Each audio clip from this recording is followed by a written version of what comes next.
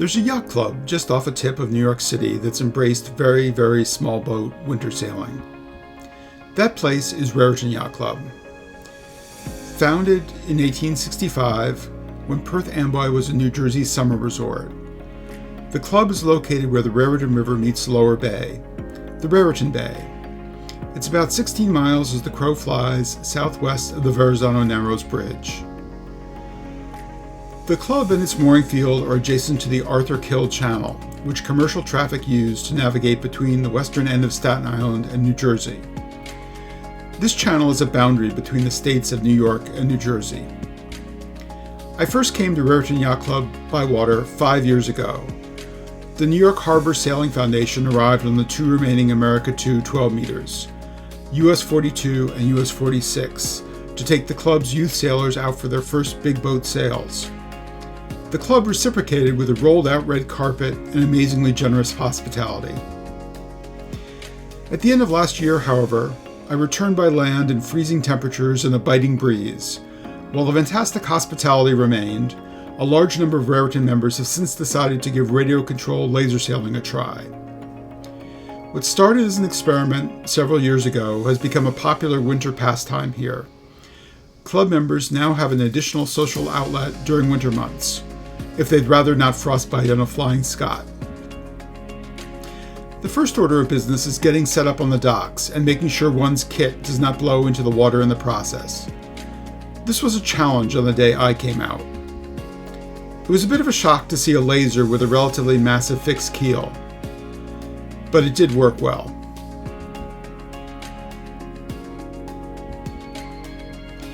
Pre-check is a matter of verifying the batteries, radio receiver, and selecting a sail. There are 3 sail plans, roughly analogous to full-scale 4.7, radial, and standard rigs.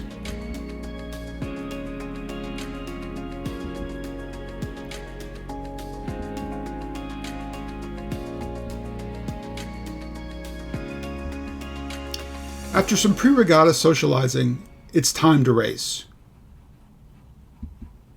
Into the water they go.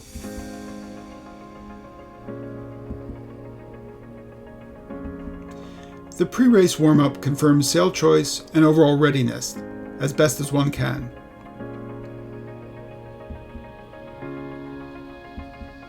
One of the best sailors told me it took him about a year to figure out these boats, and successfully transition from full-scale boat racing.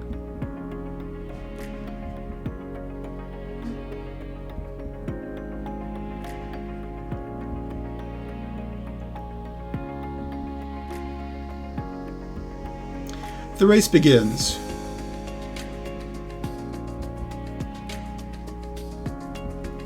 The initial upwind leg can get a bit messy when the fleet is tight and newbies are trying to find the right touch on their radio transmitters. Gaining an in-the-boat perspective is also challenging.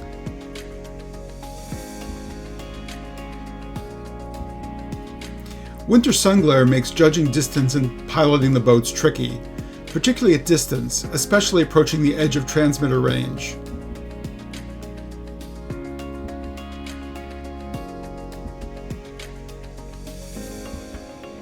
Mark rounding typically seemed to be less precise and elegant with radio-controlled boats, but remains quite exciting.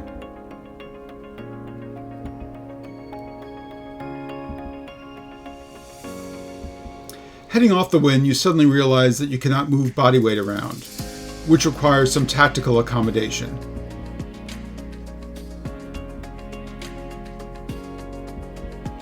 One particular hazard is outrunning the range of your radio transmitter. Fortunately, there's a recovery boat on standby before the out-of-control boat heads into the commercial traffic lane and eastward into the Atlantic. All in all, a pretty fine way to spend a winter afternoon.